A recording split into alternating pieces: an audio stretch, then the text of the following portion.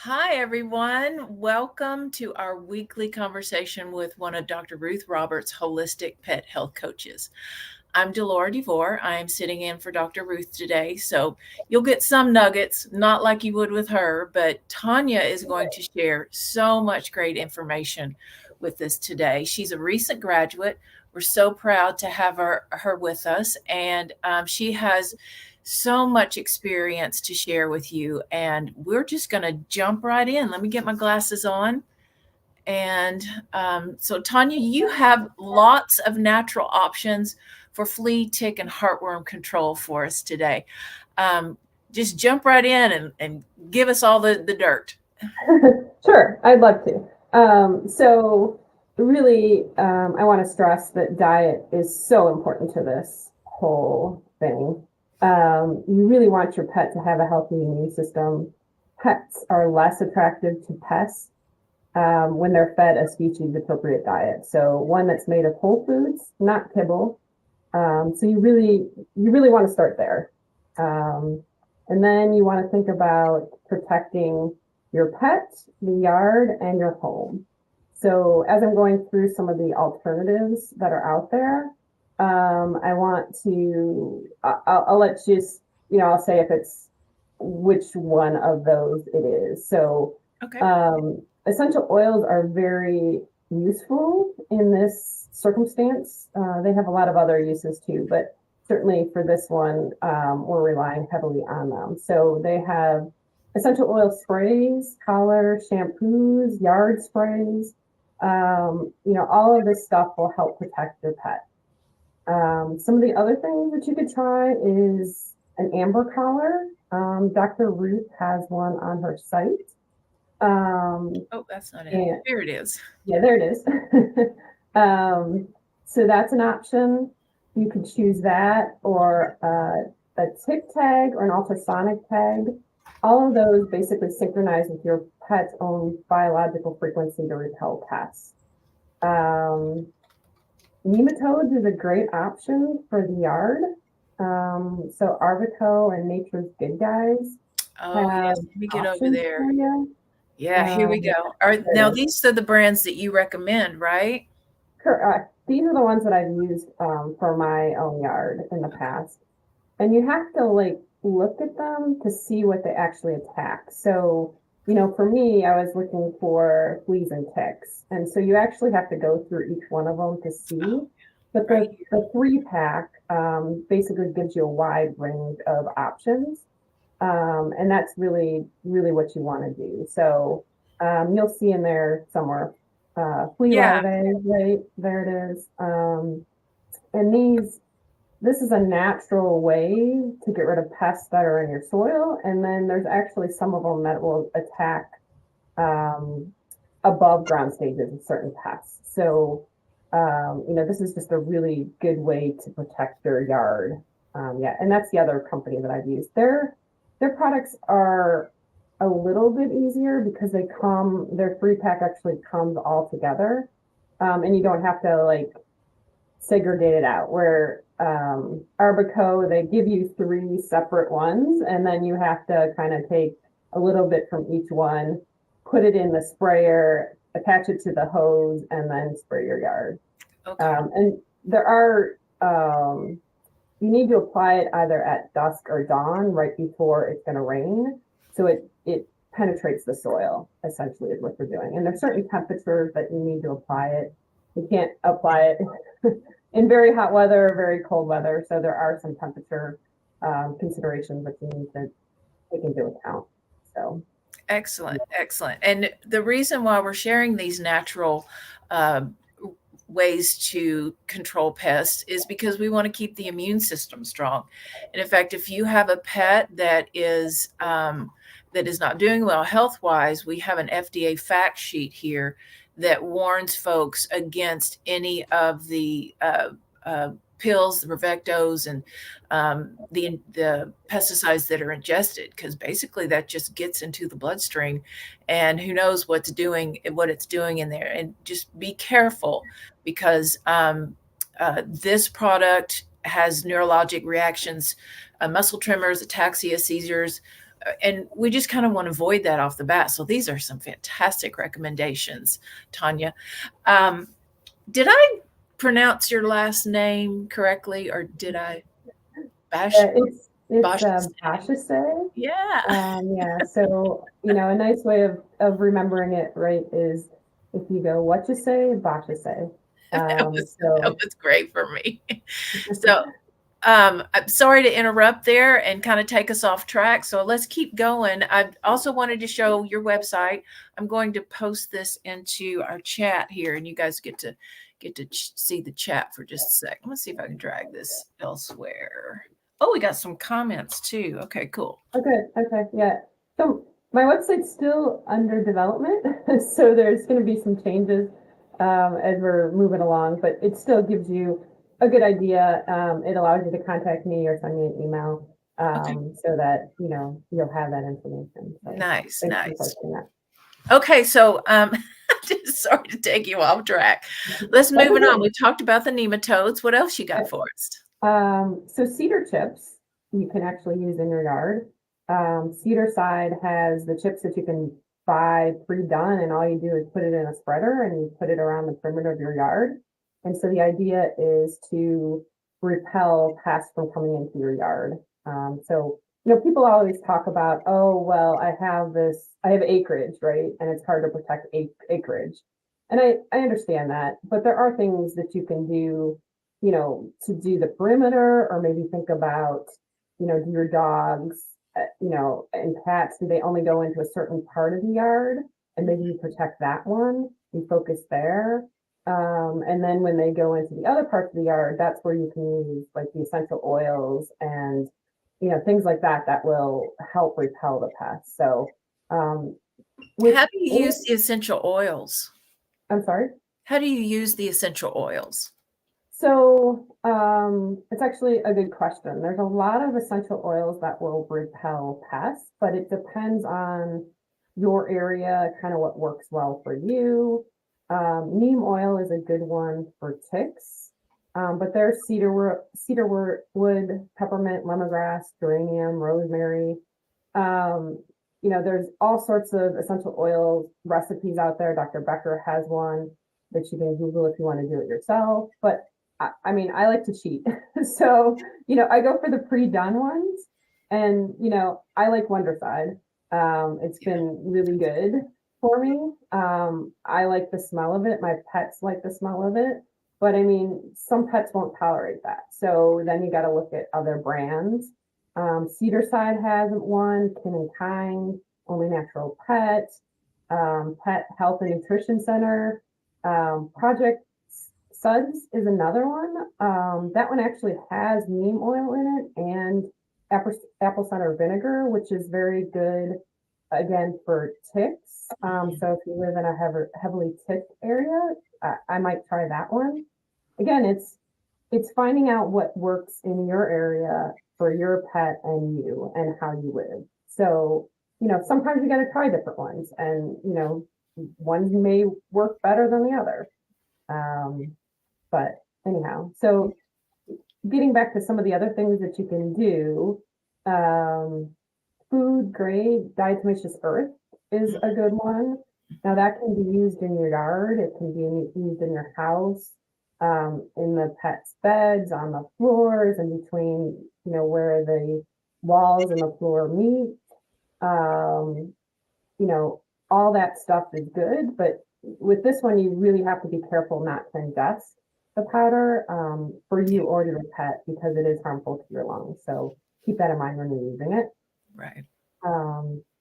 Coconut oil can be applied topically. It contains lauric acid, which is a natural flea killer, and it'll also repel fleas. So that one's actually really good.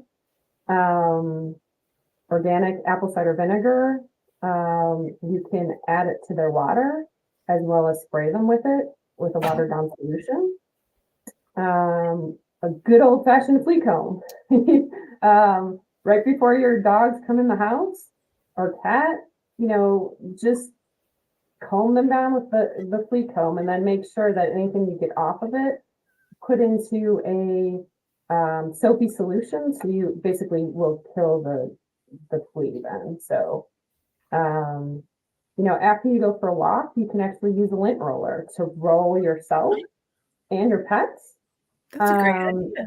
Yeah, that way you can pick up any kind of ticks or fleas that really haven't attached. Some of these are really simple ideas, and that we don't even think about. So, That's a good one. yeah, certain plants also repel fleas and ticks and even flies. So rosemary, catnip, lemongrass, basil, mint, sage. Some of those you don't want to actually plant in your yard because they are invasive. So catnip will take over, mint will take over. So you want to put them in pots. But that's another good thing that you can do. Keeping your lawn short. Fleas and ticks tend to like longer grass. So, if you keep it shorter, you're not going to attract as many pests. Garlic. So you can use a garlic solution in your yard, on your lawn. You can actually, your pets can actually have garlic. I know that some people don't like it, and that's fine, but it is perfectly safe for them in the right amounts. Yes. And then, when you think about fleas and ticks, you want to start some of this before your season is, whatever season that is. So wherever they're, that one's the heartworm. So oh shoot. that's okay. I can get there in a second. Okay, sorry. Ticks right or in the spring and summer and even into the fall. So I mean, start thinking about this, up in the Midwest, right? I really start to think about it when the weather starts to get warmer. So like May-ish is when I start to put some of these things into place for flea and ticks. Heartworm's a different story. We'll talk about that in a second, but just get ahead of it. Don't wait until it's here, looking you in the face, because you're not going to be able to protect your pet as well. Because some of this stuff does take time to either get used to their chemistry, or if you're, giving them garlic or apple cider vinegar or some of these other things, it really has to adjust with their system and, have a build up before it's actually effective. So how long do you think I should wait? I should start before, say, it starts getting warmer? Is there certain degrees that you think maybe in the 50s and maybe a couple weeks before should I start doing all these practices in my yard and the dog or cat?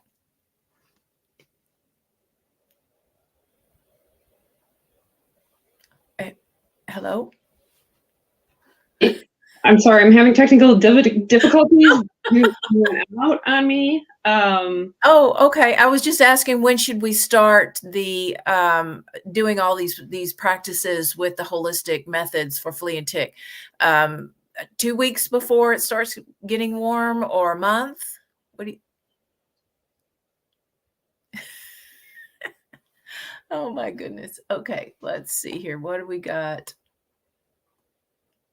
Let me quit sharing my screen, and perhaps that's going to help. Okay, can you hear me?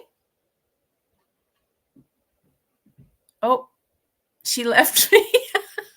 Okay. So we've got some questions over here. So I'm going to get to some of these questions. Oh my goodness, we have a ton of them. Hello, everyone. See, we have Constance from Cincinnati. We've got Irene from Charleston, South Carolina. That's where Dr. Ruth is originally from. So I wonder if you have worked with her in the past. I see Dr. Ruth Roberts. Hello. Lori says hello. Tania, let me see. I think we got her back. Hang on just a sec. Okay. Are you here?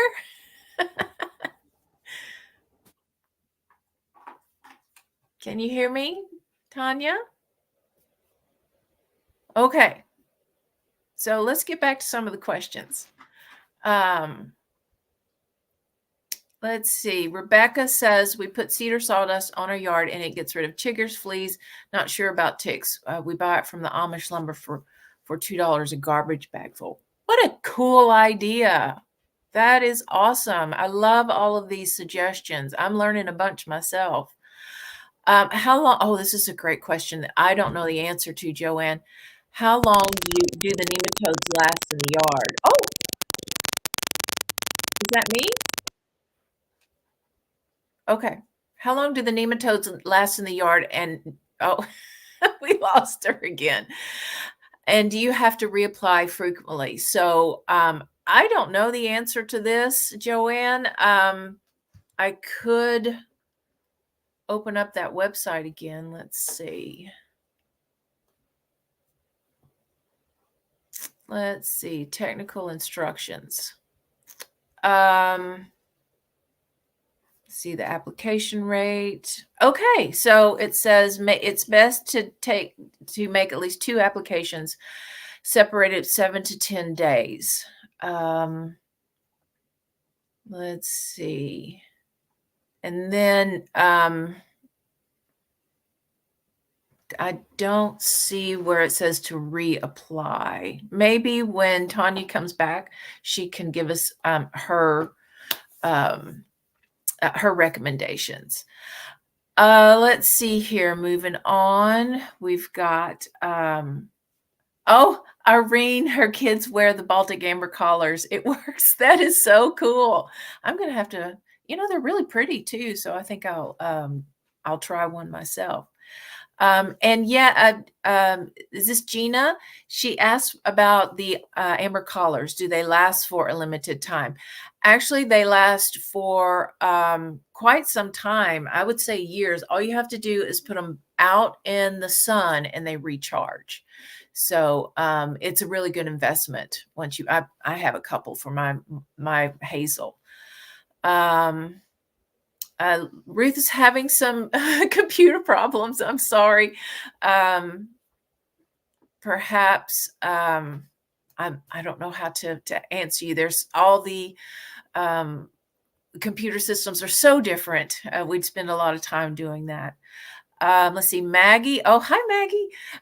Project Suds is my favorite, but rotating brands is a good practice. I wish I could get you on the phone here, Maggie, and we could talk about Project Suds. I don't know anything about that. Let's see. Oh, peppermint is good. Irene says peppermint is good for repelling snakes too. I happen to be a snake lover, so they can come on in my yard. The non-venomous ones anyway. Luckily, I've only had non-venomous ones to deal with, and they can just eat all the grubs and pests that they want in my yard. Let's see. Dee Dee Hines says, I buy mosquito barrier from Amazon that is 99% garlic, and you spray it on your lawn and bushes. It works on mosquitoes. I'm going to really have to check into this, Dee Dee.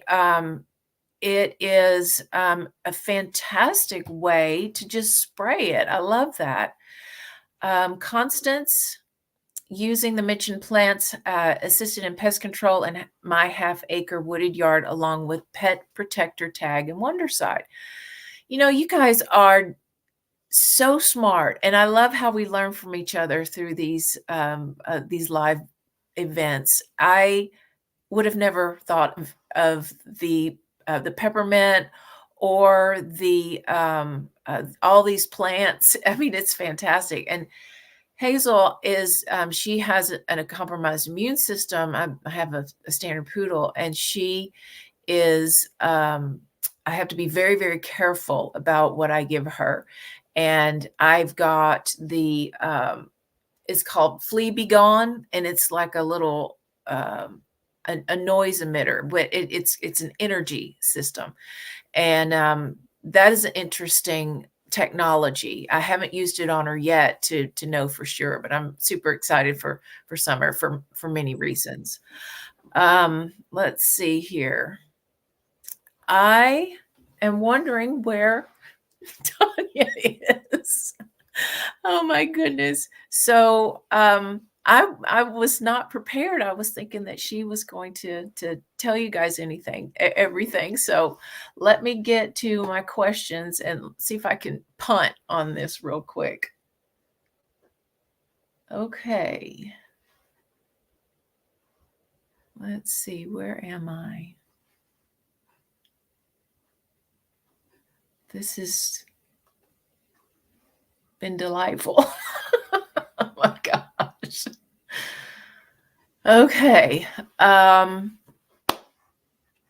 can't find my questions either. I'm a little flustered. Y'all forgive me.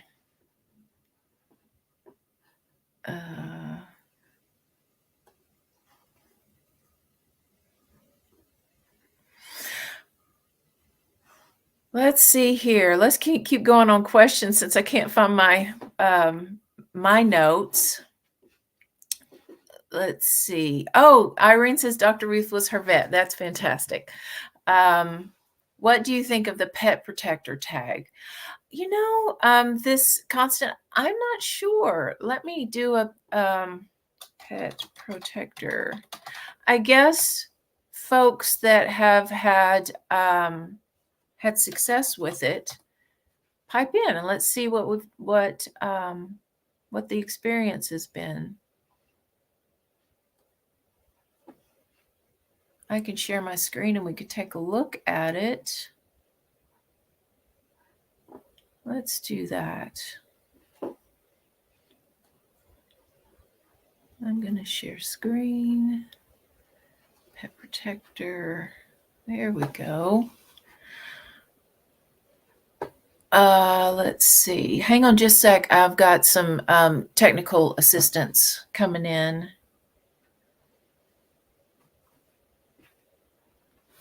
Just a moment.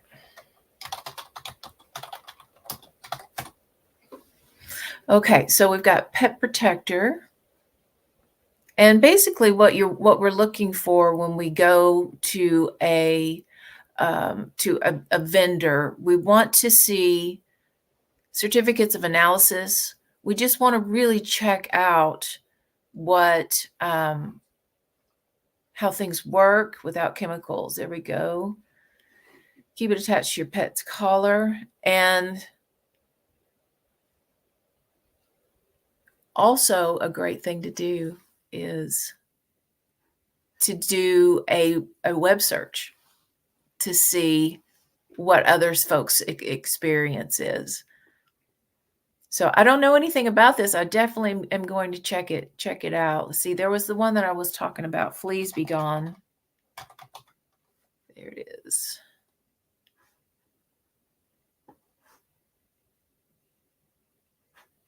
Well, I don't see it. Maybe we have Tania. Let's try Tania again. She's going to save me. So sorry. Talk about inappropriate time for my computer to actually fail on me. Oh my gosh. I'm going to stop. I am so sorry. I didn't mean to leave you hanging. That's okay. I did absolutely nothing while you were gone. Oh, okay. Well, just sat and talked to folks. So okay. Sorry. You know, I didn't do any research, so yeah, I know all this stuff, so I really apologize because it's like no anyhow. worries at all. Okay. Thanks everyone for your patience as I'm like, what do I do? Oh, sorry about that, guys. Okay, so I guess I need to talk fast then. We're fine. We still have lots of questions coming in, just talking about different brands and garlic and hopefully Loretta was saying that she can't really hear you, so maybe with your device now you'll be able to be more clear. Yeah, headset. It should be coming through better. So I would like to at least get through the heartworm piece of this, and then we can take some questions. Okay. So, you know, for heartworm, you know, some of the risk and benefits to using natural flea, tick, and heartworm compared to traditional medication. So I just want to say that nothing is 100%. With natural options, you have to use it in layers. So you can't just use one product and call it done. You really need to use multiples. And so for heartworm, HWF by Amber Naturals is a good product, but you also really need an essential oil spray to repel the mosquitoes. So that whole list that I said above about Wondercide, Cedarside, all of those, really you want to use that in conjunction with Amber Naturals HWF. And then you also want to test your dog or cat for heartworm minimally every 6 months. And then for fleas and ticks, those same essential oil sprays will help repel them. But you want to pair that with a tick tag, an ultrasonic tag, or an amber collar. They also have essential oil collars that you can use, or you can put a couple drops of essential oils on a bandana to put around their neck. But again, test it with your dog. Make sure that they're okay with that particular essential oil. Don't just assume that they are.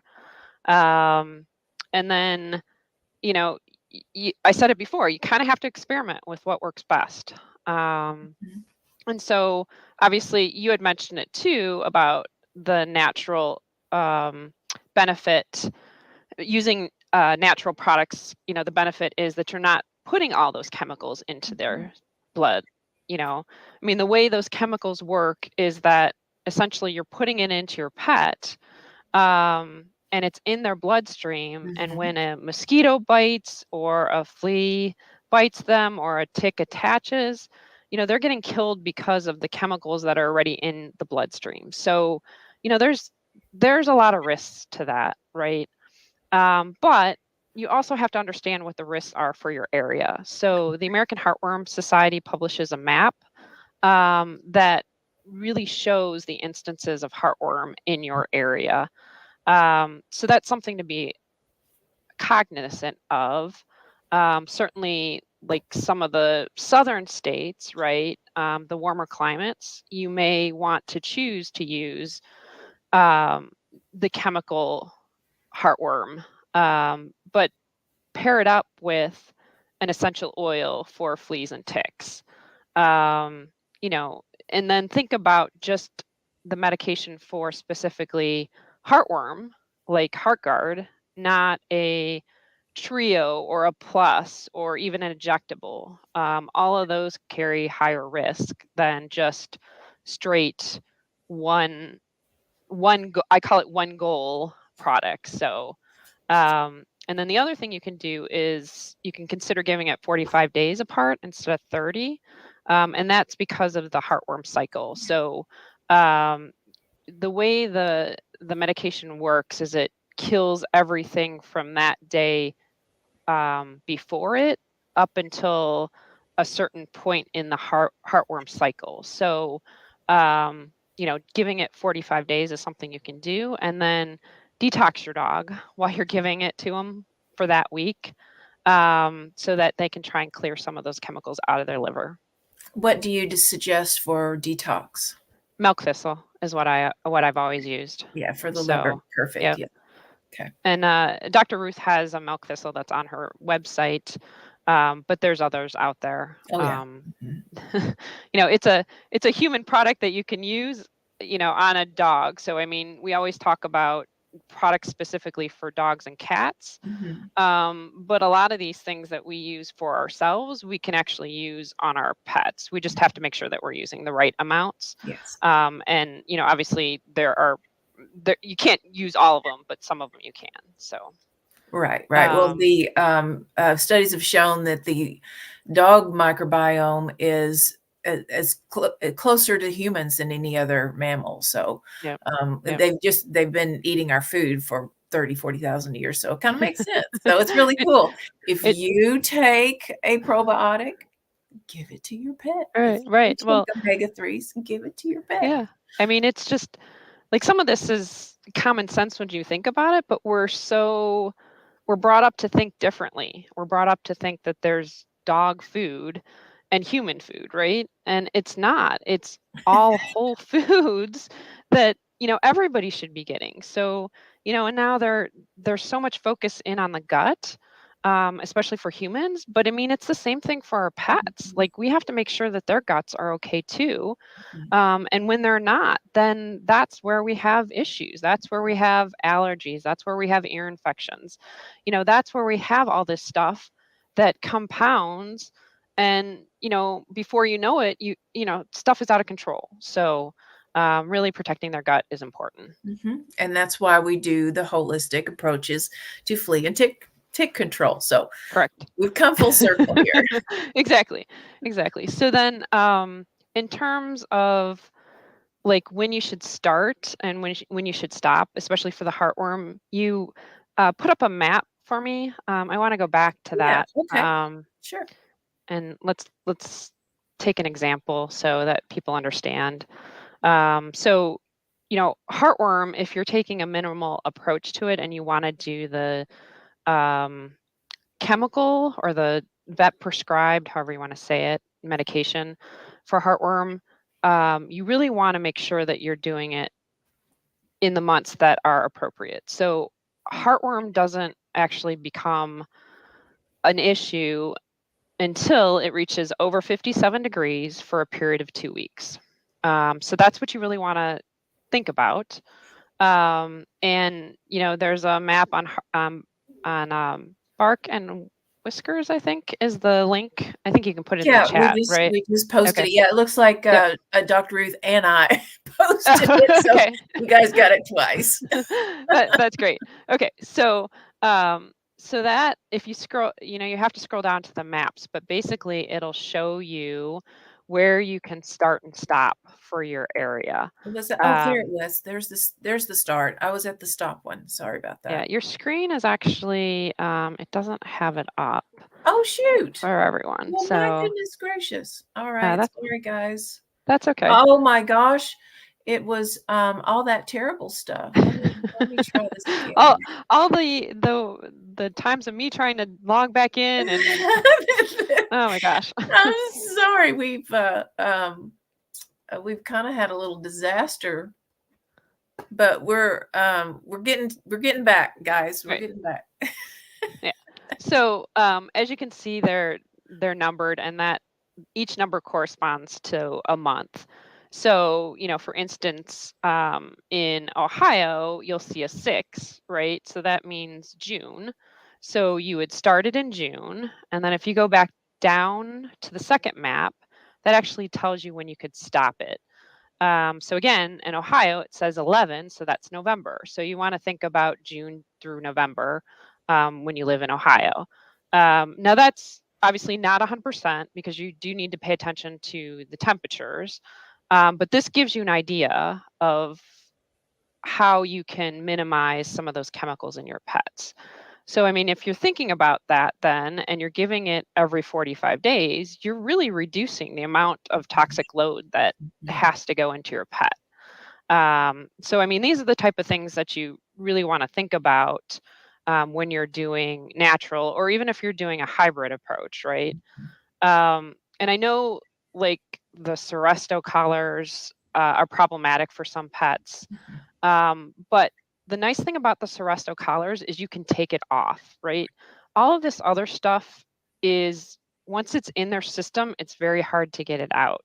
So those injectables, those 6-month and 12-month injectables, like that's just a lot of chemicals that are in their system. And if they have a reaction, there's nothing that you can do. So you kind of feel helpless, where the Seresto collar, you can put it on them, and if they have a reaction, you can take it off of them. You can also use it in instances where you need more protection. So, put it on for 5 days before that event. And then you can, after the event, you can take it off, put it in a Ziploc bag, and use it at another time. Right. So, like these are the things that you can start to think about. If all natural, doesn't work for you, or you're scared of it, or you want to, start out slower, there's different approaches to it. So, it took me a long time to get to the point that I'm at, but I mean, I'm certainly happy to share everything that I know with anybody who wants to listen. So don't we though? Yeah. We'll talk to anybody about this. When the eyes start glazing over, it's like, oh, exactly. Okay. But the most important thing, guys, though, and Tania said this, it's important to keep the immune system healthy. And even if you do introduce something like a Seresto collar, the system itself is healthy. We can take on insults every once in a while. We're not like a car. When we're broken, we're broken. The body is amazing. We can take and give and be able to utilize some of these conventional things to our benefit, but not all the time. We're as pet health coaches, we work with conventional vets, and say a pet is on Apoquel. Well, perhaps that pet was scratching itself bloody, and that it is very important for the health of the pet. Or the comfort of the pet. But what we do in the background is support the body so they can ideally wean off of that and build their immune system. Same exact thing for flea and tick control, heartworm control. So and the great thing is you do one thing and it gets everything. Sorry, I get it. So no, that's okay. And can I just add to that? Food is so important. Yeah. Food is so important. Oh, so important. Yes. People just really don't realize how much benefit you can gain by just switching your pet's diet from a kibble to a whole foods diet. Mm-hmm. So, I mean, there's a lot of different ways that you can do that. It can be cooked, it can be raw, it can be do it yourself, it can be pre-made. So, Dr. Ruth has a wonderful crock pet recipe that's on her website that you guys can purchase. But it really can evolve with your pet. So, you don't have to worry about things longer term because that recipe can be modified. So, diet is so important. So important. And, it's just something that we have to keep on stressing. So, okay. Yeah. I'll get off my horse right now and we can we can take a couple questions if there's something that hang on. Let me I'm going to stop sharing for just a sec and then look over here. Oh my goodness, we've got lots of people that have joined us today. Let's see. That's awesome. Yeah. I'm going to scroll up just a little bit. Paris has joined in when we were talking about garlic. Fresh garlic, not the ones in the cans, or the bottles from the grocery store. You want to actually, press the garlic. Mm-hmm. I forgot to mention that, so I'm sure that was on her mind, right? Rebecca's so sweet. Whenever I was by myself and I was going, I don't know what to do, she was going, "You're doing great." Well, that's good. I'm glad that people were supportive. Yes, Lydia too. So thank you so much. Let's see. Irene is saying, "We miss you, Dr. Ruth. Come back to Charleston." Yeah, she's doing so much work, pretty much internationally now. So, Irene, you got to really see her grow, and now she's just off in amongst the stars, and we're just still skiing on her wake. She's just amazing. Let's see. Ruth asks, what can you recommend regarding heartworm protection? So we went over that. Do you think we covered that good enough? I do. Tania? I mean, so okay. Basically from a natural perspective, we're talking about HWF from Amber Naturals and then a essential oil spray. And then if you're looking at vet prescribed, looked at something specific just for heartworm, such as Heart Guard, not Heart Guard Plus. Okay, perfect. Irene uses milk thistle daily for her 17 and 18-year-old kids. So yes, those teenagers, they definitely do need some liver support. What kind of protection is safe for small puppies? I believe I'd have to look at the bottle on HWF, but I think it was for 4 months and above. But essential oils can be used. The Wonder Side, the Cedar Side, all of those can be used. A lot of them will put on their packaging, and you can look for it, for 3 months and above or 4 months and above. But if you call the companies, they usually will inform you or help you with puppies. Great. Love But that answer. yeah, you cannot. But you can always work on their immune system from day one.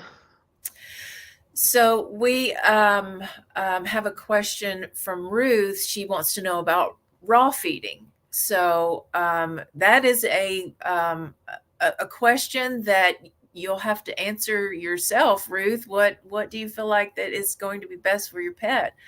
We usually recommend raw if you have a dog that is super healthy, and but the cooked versions of food is more easily digested. So if you have a pet that is not doing well health-wise, then we want to give them their digestive system a little boost to be able to absorb those nutrients a little better.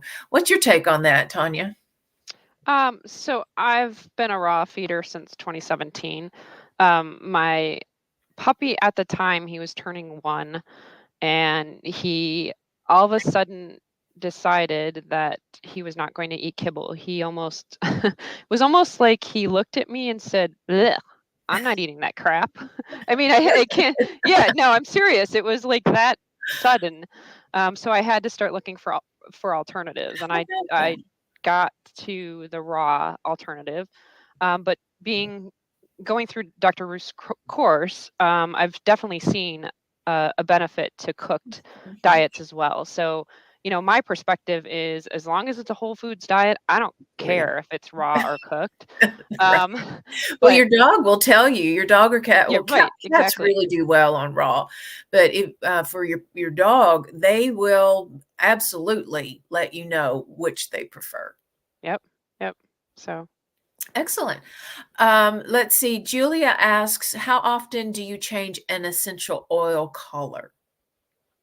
every 3 to 4 months, depending on the manufacturer. Great. That was cut and dry. I Let's see. told you, I've been living and breathing this stuff. So, Awesome. Let's see. Ruth asks, internet says raw food needs to be frozen for 3 months before using. No, that's that. No, you can use it immediately. Now, the only thing that might have been referring to is salmon. They recommend freezing salmon for quite some time in order to kill any of some parasites that may come in the salmon. So that may be what it's referring to. Thoughts on that, Tania? I've not done raw salmon in that regard. So, Okay. I don't have a comment specifically to that. But no, I mean, for the most part, I'm not freezing everything 3 months before I'm feeding it to my dogs. Okay. Yeah. That's unnecessary. Susan asks, is onion powder bad for dogs? Onion in any form we want to avoid. A little bit, it will be fine. Say if your pet gets something off the table and you've used onion powder, they'll be fine. But always avoid onions if you can. What do you think about feeding your dog raw chicken feet? Love it. My Love girl it. loves Love it. Yeah. The chicken feet have so much more collagen in them. Whenever I make my bone broth, I include chicken feet because when bone broth cools, it gets gelatinous, and the more gelatinous it is, the more collagen it has in it. And oh my goodness, when I use the chicken feet, it's almost hard. It doesn't even really, it's just the coolest stuff. Yes, definitely feed them. Do Tania, we've got about 15 minutes, and you've got a really good information to share on your research for cancers. Do you want to switch gears and start talking about that, and then we can get back to some questions? Sure, absolutely. So I have some personal experience when it comes to both seizures and hemangiosarcoma. So I'd like to at least share that with folks. Yeah, let's do it. Okay. So if you don't mind, I'll go through the seizure stuff first. Okay, yeah, however you all do it. Yeah, so seizures, most times they can't actually get to the root of why a seizure happens. There's many things that can cause it: genetics, vaccines, toxins, flea, tick, and heartworm, traditional medications, herbicides, pesticides, pharmaceutical meds, liver, kidney disease, lower high blood sugar, electrolyte problems, head injury, brain tumors. I mean, this list is just, large, and it's very hard to get to the bottom of it a lot of times. So, but what to do if your dog or cat has a seizure? Um, First thing is to remain calm, and you want to clear out the area around them so they don't hurt themselves. Avoid touching their head. Don't put your hands in their mouth.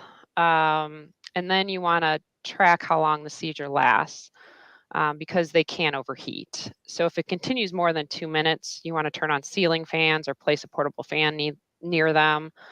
You can also soak a cloth in cold water and hold it to their paws. And then the thing that I found has been very helpful is to apply a ice pack. And you apply it at the base of the tail. You kind of put a fist, and then you put the ice pack here. And that actually has been shown, and I've seen it, to reduce the length of the seizure. And then if you can actually catch it like right before the seizure, you can actually avoid the seizure completely. So yeah, that, and if you Google it, you'll find it.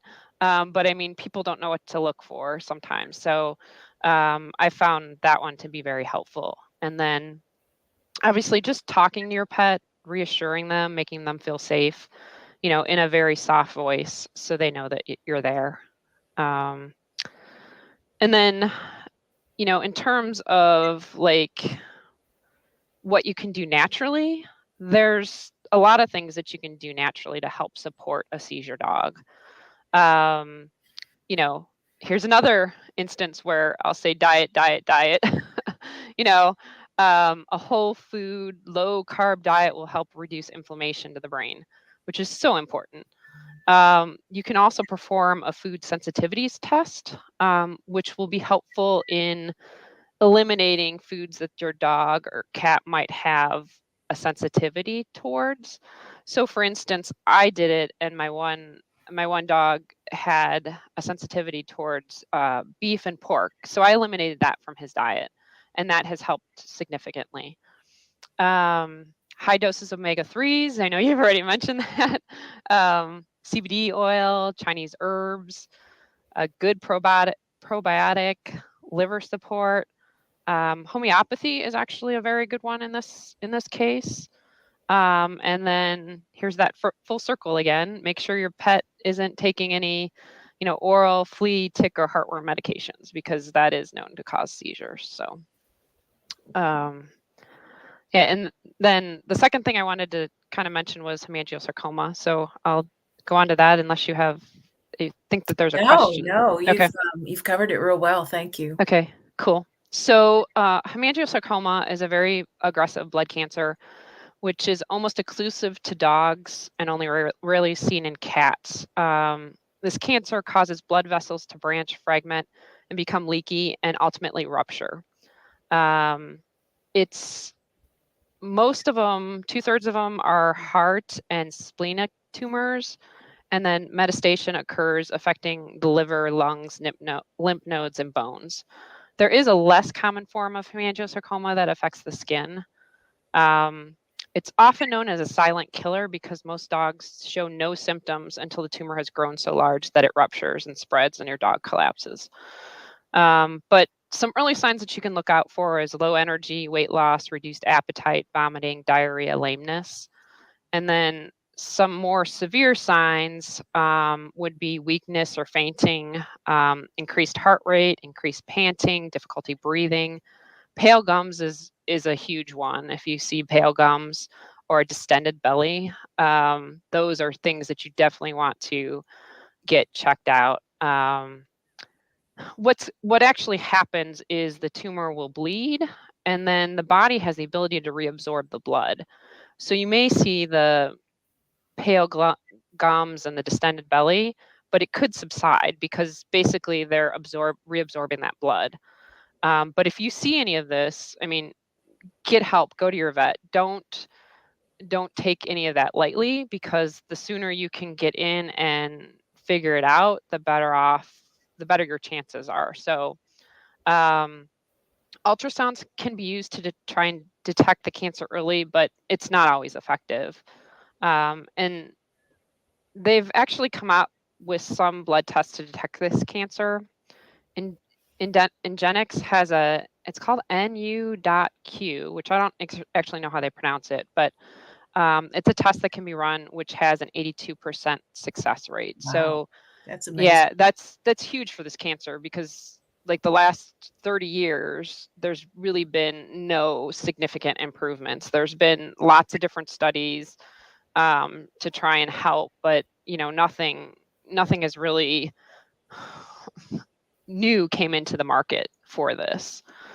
And then, just talking a little bit about options. So traditional options include surgery, chemotherapy, and radiation. The success rates or the longevity with, dogs and this cancer aren't great. So if you do nothing, dogs usually only live a few weeks. With surgery alone, survival time is about 3 months. And then with surgery plus chemo, survival time is about 6 to 9 months. And unfortunately, only 10% of the dogs survive over a year. Now, the skin, hemangiosarcoma survival times are better. They range from 6 to 26 months, depending on the stage of the cancer. But here's another avenue, non-traditional options, which your vets don't always know about, so they can't really tell you about. But I mean, these are things that you can do to help. So supplements, Chinese herbs, homeopathy, massages, chiropractic. I mean, there's all this stuff that's out there that you can do to help your pet, that we can help with, really, to try and get your pet, feeling better, or, try and do what we can to, extend the life that he has. If somebody comes to me and they say, oh, my dog's just been diagnosed with hemangiosarcoma, the first thing I say is get some Univial. That's a Chinese herb that helps with bleeds. It can stop bleeding from external wounds and as well as internal hemorrhaging. So that's what's really going on, right? And there's actually a little red pill in the center that can help with shock. And so when your dog is having a bleed, that little red pill is a lifesaver. So I can't stress how important that is, and how many times it's really helped. So I love all these suggestions, because so many pet parents, when they are faced with this situation, their vet sends them home without any hope. Right. But there is so much hope to be had, to have some more life with your love. And there are things we can do, so much that we can do. So don't lose hope, those of you who are going through it. Tania can definitely help. She's been through it. Yeah, definitely. Yeah, and so the next thing with hemangiosarcoma is turkey tail mushrooms. There's a 2012 study done that proved that it can extend your dog's survival time. So I believe that study extended the life 199 days, if I remember correctly. So, it's huge in this type of cancer. I'm going to share a link to Dogs Naturally magazine for our pet parents in case they want to do a little more research. I would share my screen, but I don't want to lose you again. Yeah, I feel so bad that I Oh no, had it's technical okay. difficulties because it was not what I intended, but Of course, yeah, no, it's no worries at all. right. Okay, So so do you have anything else you would like to add to that? I mean, it's been so interesting. You've just covered so much ground here today, and all of you who are interested in having a pet health consultation with Tania, I shared her website earlier, but I will do it again, and we can get to some questions. We only have a few minutes left. Let's see. Where were my questions? Heather asks, I know this is off topic, but wondering what your thoughts are on it. I've been using Purina Pro Plan due to probiotics in it.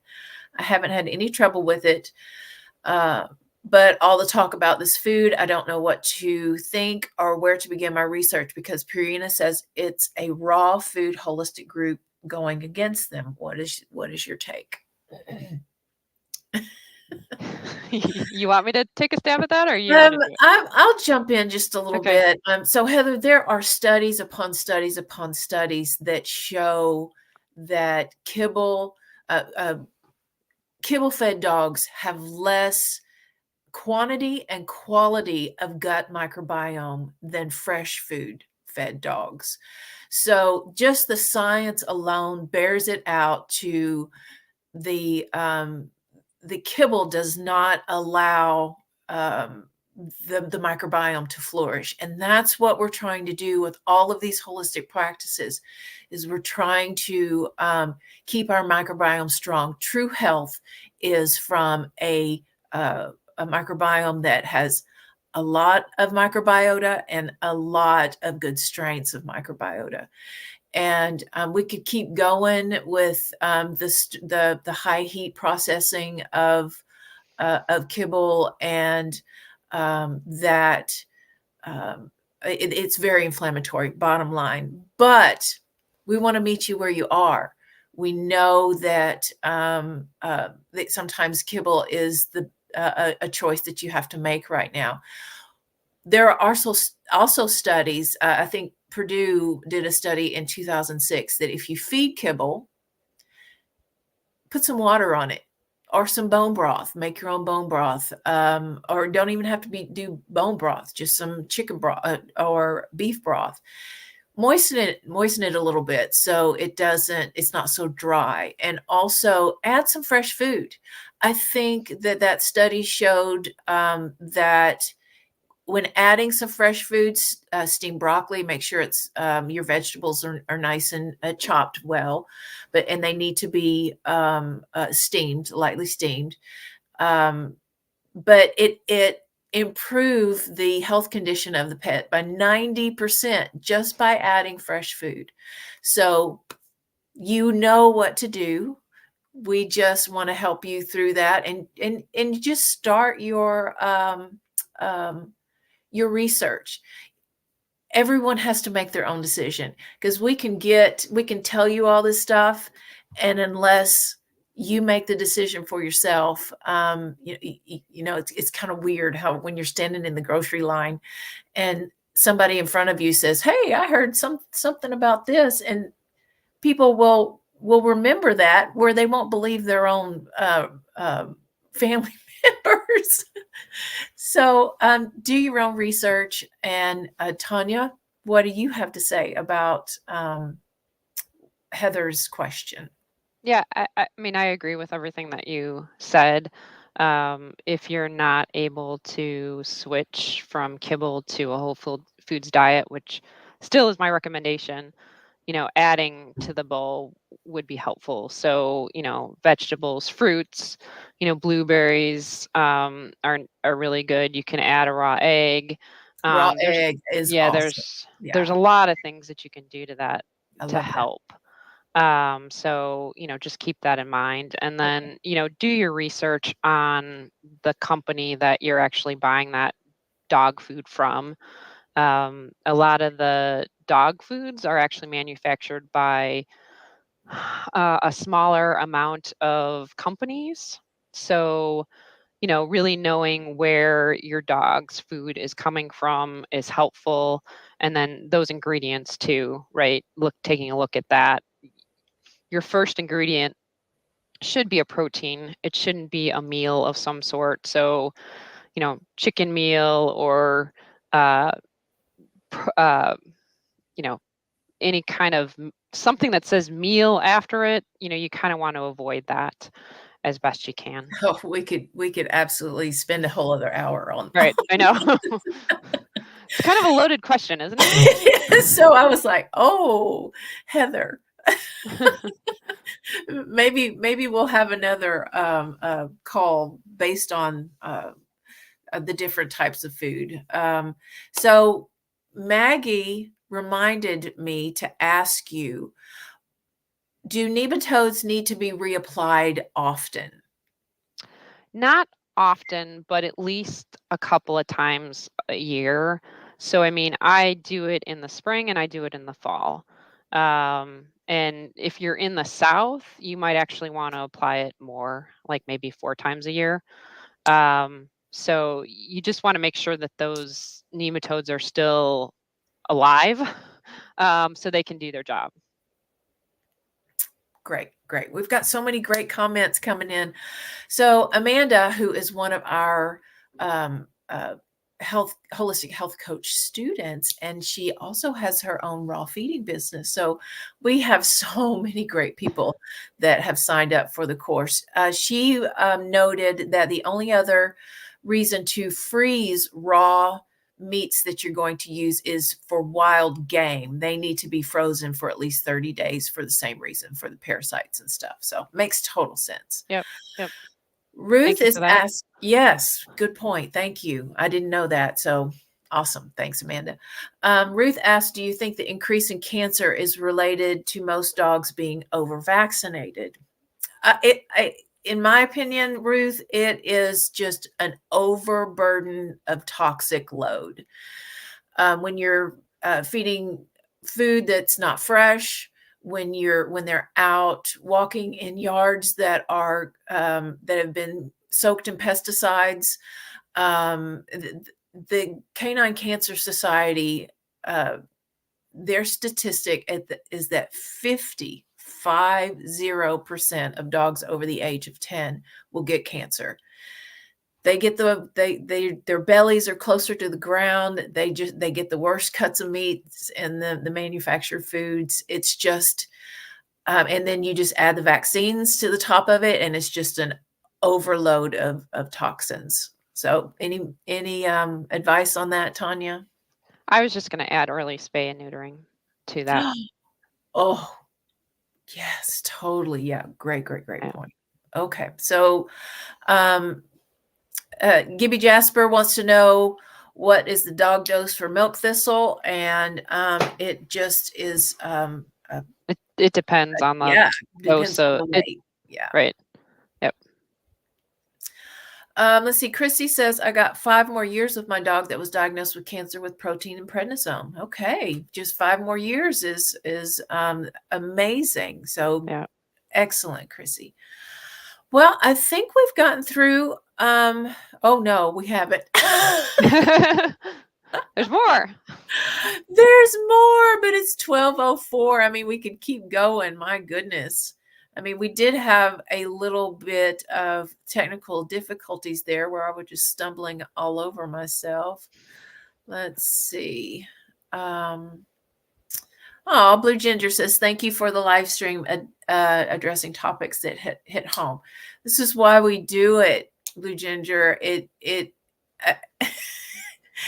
I hate to use the term rabid, but I'm just rabidly talking about pet health. It's just passion. And you guys, if you guys have lasted through this entire session with the issues or 3 that technical have come up. difficulties. Yeah. Thank you, You by are- the way. You are a perfect candidate for Dr. Ruth's holistic pet health coaching program.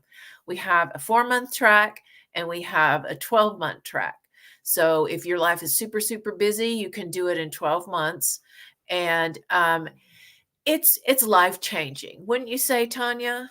Yeah, it is. And you can work at your own pace too. So, you know, I did the class in about 7 weeks. So, you know, I was able to work at it a little bit quicker. But I mean, you really, it's something that you can do at your own pace if you need a little bit more time or you want to go faster. But it is so informative. You know, part of what I was going to say, why, you know, we do things like this is to just get information out there. You know, people don't know where to look. They, you know, and the vets don't always have a chance to do some of this research, and that's where we can come into play and just help people out.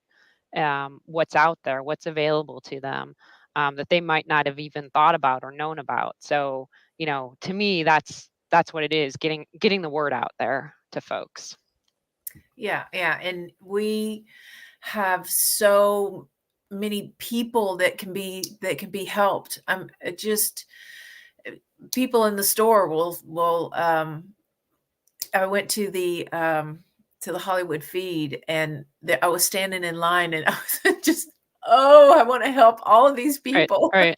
Well, yeah, you overhear something that someone says and you're like, oh my gosh, I can help you. Like, you know, but you're not really sure if they're willing to listen yet. That's So, I right. mean, that's part of it too. Yeah, But yeah, I know exactly what you're talking about.